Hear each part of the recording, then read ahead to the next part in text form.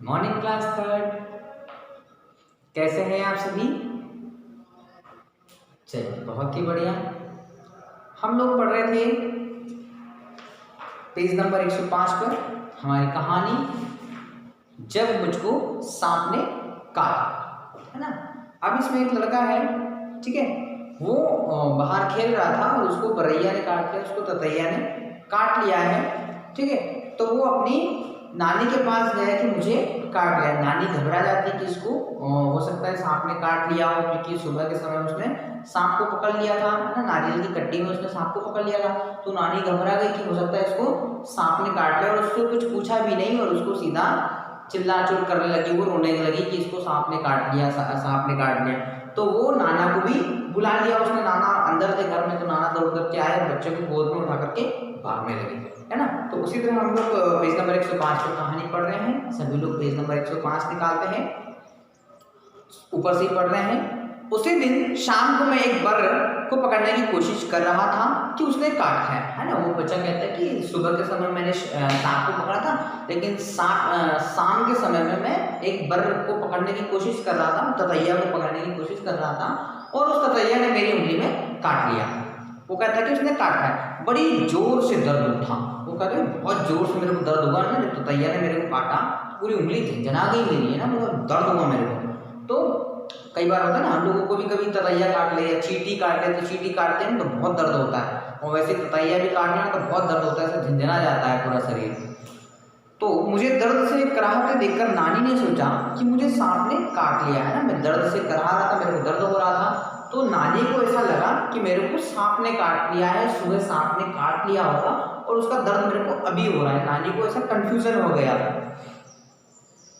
तो मैंने दौड़कर नानी को उंगली दिखाई। उन्होंने जल्दी से नाना को पुकारा, है ना। मेरे को दर्द हो रहा था तो मैंने नानी को दिखा दी कि नानी मेरे को यहाँ दर्द हो रहा है। तो नानी को ऐसा लगा कि इसको सांप ने काट लिया, तो उन्होंने तुरंत ही नाना को बुलाया, नाना को पुकारा। नाना तुरंत दौड़े आए और मेरी उंगली को देखा, है ना। नाना जो थे अंदर थे घर में, तो वो तुरंत दौड़ करके आए और मेरी उंगली को देखा उन्होंने। जहां बर ने काटा था वहां नीला निशान पड़ गया। जहां पर मुझे ततैया ने काटा था ना, तो वहां पर उंगली में मेरे को एक नीला निशान पड़ गया, और उसके बाद में थोड़ी सी सूज भी गई, है ना, वो जगह सूज निशान पड़ गया।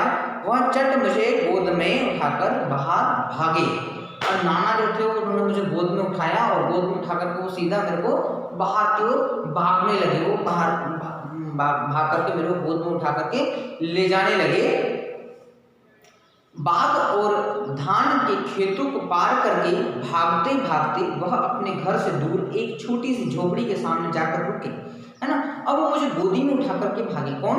नाना। नाना गोदी में उठा करके मुझे एक झोपड़ी के पास लेके गए ना, वो बाग और बगीचे में से और धान के खेत में से ले जा करके मेरे को बीच रास्ते में से लेकर के वो चले गए, है ना। और वो एक झोपड़ी के पास जाकर के रुक गए और मुझे वहां पर ले गए, झोपड़ी के सामने जाकर के रुके। वहां पहुंचते ही उन्होंने आवाज लगाई। अब वो जिस झोपड़ी के पास पहुंचे तो उन्होंने आवाज लगाना शुरू कर दिया, शायद झोपड़ी के अंदर कोई होगा, उसको वो बुला रहे थे। तो उन्होंने बुलाया। एक बूढ़ा आदमी बाहर निकला, वह सांप के काटने का मंत्र जानता था। अब एक बूढ़ा आदमी जो था वो झोपड़ी में रहता था, और वो उसको एक मंत्र मालूम था, जिससे अगर कोई सांप काट ले तो उसका जहर कैसे उतारना है, वो मंत्र वो जानता था। नाना ने उसे कहा, इस बच्चे को सांप ने काट लिया है, इसकी झाड़ फूक कर दो, है ना। अब नाना ने उसको जल्दी से कहा उस दादा को कि इसको ना सांप ने काट लिया है, इसकी झाड़ फूक कर दो। कई बार हमारे यहाँ भी होता है कि कोई बिच्छू काट ले, कोई ततैया काट ले, कोई सांप काट ले, तो हम लोग क्या करते हैं कि पहले इसको झड़वाते हैं, है ना। कोई झाड़ फूक करने वाले ओझा होते हैं, उनसे कहते हैं कि भाई इनको पहले झाड़ फूक कर दो, है ना। हम लोगों के गाँव में, शहरों में इस तरह की प्रथाएं, इस तरह की मान्यताएं प्रचलित है, मान्यताएं चलती है कि पहले झाड़ फूक कर लो, देव बाबा से काम करवा लो, ये सब चलता रहता है ना। हम लोग डॉक्टर के पास बाद में जाते हैं, पहले झाड़ फूक करने के वाले पास जाते हैं, है ना। तो ऐसा नहीं करना चाहिए, पहले डॉक्टर के पास जाना चाहिए। आजकल विज्ञान ने बहुत ज़्यादा प्रगति कर ली है, तो हमें डॉक्टर को दिखाना चाहिए। तो इस बच्चे को सांप ने काट लिया है, इसकी झाड़ फूक कर दो। बूढ़ा मुझे झोपड़ी में ले गया। अब जो दादा था जिसकी झोपड़ी थी, वो मुझे अपनी झोपड़ी में लेकर के गया। उसने मेरी उंगली देखी और बोला, चुपचाप बैठो। है ना। अब वो कहता है कि चुपचाप बैठ जाओ। उस दादा ने मेरे को कह दिया, बूढ़े आदमी ने, कि तुम चुपचाप बैठ जाओ, मेरे को बोलने नहीं दिया गया, हिलना डुलना मत। वो कहता है कि तुम हिलना डुलना भी नहीं है तुमको। फिर पीतल के बर्तन में पानी लाया और मेरे सामने बैठ करके मंत्र पढ़ने लगा। फिर उसने पीतल के बर्तन में, पीतल पीला होता है, तो उसने पीतल के बर्तन में पानी लेकर के आया और मेरे सामने बैठ करके कुछ मंत्र पढ़ने लगा। मैं चाहता तो बहुत था कि उस बूढ़े को बता दूं कि मुझे सांप ने नहीं काटा। मैं चाहता था कि मैं बता दूं सामने वाले दादा को कि दादा मेरे को सांप ने नहीं काटा है, लेकिन मैं बोल नहीं पाया क्योंकि मेरे को नाना ने कस करके पकड़ लिया। पर मेरे नाना मुझे कसकर पकड़े रहे और मुझे बोलने ही नहीं दिया। मेरे नाना ने मेरे को बहुत टाइट पकड़ के रखा था और मुझे बोलने भी नहीं दे रहे थे। जैसे ही मैं कुछ कहने को मुंह खोलता, वह डांट कर कहते चुप, डर के मारे चुप हो जाता, है ना। मैं जैसे ही कुछ बोलने की कोशिश करता तो मेरे नाना मेरे को चुप करा देते थे, है ना, मेरे को बोलने के लिए मना कर देते थे।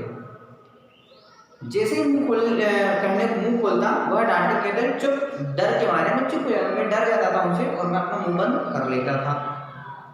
हमारे पीछे पीछे हमारी नानी भी कई लोगों के साथ वहां आ पहुंची। सब लोग उदास खड़े देखते रहे, है ना। अब मेरी नानी भी पीछे पीछे दौड़ करके आ गई और उसने गांव से बहुत सारे लोगों को, मेरे मोहल्ले से बहुत सारे लोगों को पीछे पीछे ले आई कि मेरे बच्चे को सांप ने काट लिया है। तो वो बहुत सारे भीड़ हो गए, सब लोग उदास होकर के वहां देख रहे थे कि क्या चल रहा है, झाड़ फूक हो रही है ना। तो वो सब देख रहे थे।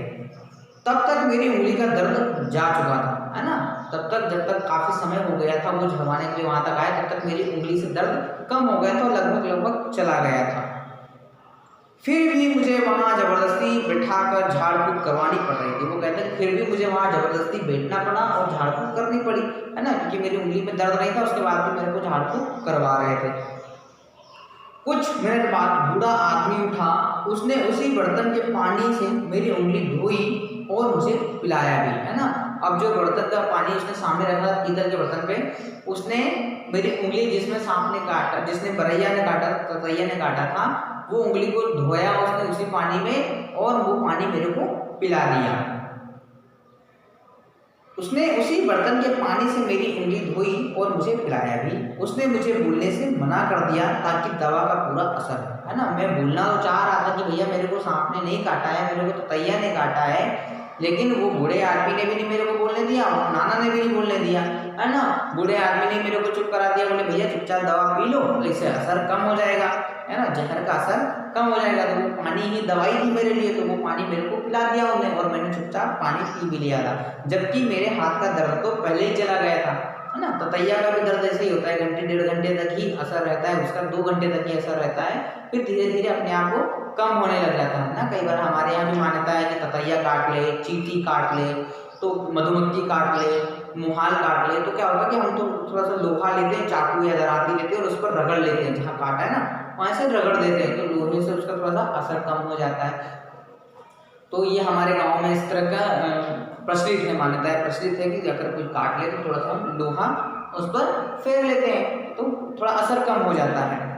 उसने मुझे बोलने से मना कर दिया ताकि दवा का पूरा असर हो, है ना। अब जो दादा थे उन्होंने मेरे को मना कर दिया कि ये आपको बोलना नहीं है, बोलोगे ना तो उसका असर नहीं होगा। तो मेरे को चुपचाप बिठा दिया और वो दवाई उन्होंने पिला दी, तो जिससे असर कम होगा, दवा का असर पूरा हो। फिर वह नाना से बोला अब बच्चा खतरे से बाहर है ना। वो जो दादा जिसने झाड़ फूक की थी उसने मेरे नाना से बोल दिया कि बच्चा अब खतरे से बाहर है, इसने दवाई पी ली है, इसका जहर उतर गया है, अब इसको कुछ भी नहीं होगा, ऐसा उन्होंने, दादा ने मेरे नाना को बोला। अच्छा हुआ आप समय रहते मेरे पास ले आए, बड़े जहरीले सांप ने काटा था। अब जिसने जहर उतारा था वो बोलता है कि अच्छा रहा कि आपने समय रहते इसको मेरे पास लेके आ गए, तो बहुत जहरीले सांप ने इसको काटा था। वो ऐसे डर बता रहा है कि इसको बहुत जहरीले सांप ने काटा था, अगर समय रहते आप नहीं लाते तो कुछ भी हो सकता था, कोई भी दुर्घटना घट सकती थी। दुर्घटना घटने से मतलब है कि बच्चे को नुकसान हो सकता था, है ना, जबकि मेरे को तो सांप ने काटा ही नहीं था, वो उसके मन में सोच रहा है ना। आप समय रहते मेरे पास ले आए, बड़े जहरीले सांप ने काटा था, ऐसा बूढ़े दादा उनको बताते हैं नाना को। सब लोगों ने बूढ़े को उसके इलाज, अद्भुत इलाज के लिए बहुत बहुत धन्यवाद दिया। घर लौटने के बाद नाना ने उसके लिए बहुत सी चीजें भेंट दी, है ना। अब जैसे ही उसने जहर उतार दिया और कह दिया कि बहुत जहरीले सांप ने इसको काटा था। तो सब लोगों ने बूढ़े दादा को धन्यवाद दिया कि आपने बच्चे की जान बचा ली, आपको बहुत बहुत धन्यवाद, आपका बहुत बहुत उपकार, हम आपके ऋणी रहेंगे, है ना। बहुत सारी बातें कही और फिर हम लोग घर आ गए तो हमारे नाना ने बहुत सारे उपहार में वो दादा के लिए सामान भेजे, कपड़े भेजे, भोजन भेजा और बहुत सारी चीज़ें दादा को उपहार में उन्होंने भेंट कर दी, है ना। तो हमारा पाठ हम यहीं पर खत्म करते हैं। खत्म करने से पहले एक चीज़, बहुत महत्वपूर्ण चीज़ है कि यदि हम लोगों को कभी ततैया काट ले, है ना, या फिर ऐसे कोई जानवर काट ले, तो पहले कोशिश करें हम लोग कि डॉक्टर के पास जाएं, है ना। इस तरह से झाड़ फूक के चक्कर में नहीं पड़े। कई बार झाड़ फूक के चक्कर में लोगों की जान चली जाती है। झाड़ फूक जो है वो कोई वैज्ञानिक तथ्य नहीं होते हैं, है ना, उनमें कोई विज्ञान नहीं होता है, वो हमारे मनोविज्ञान के ऊपर है, हम मान लेते हैं तो ऐसा हो जाता है, नहीं तो नहीं होता है। तो कोशिश करें कि हम लोग, अगर कोई बीमारी भी है या कुछ दुर्घटना भी हो गई है, तो पहले ही हम डॉक्टर के पास जाएं, ठीक है।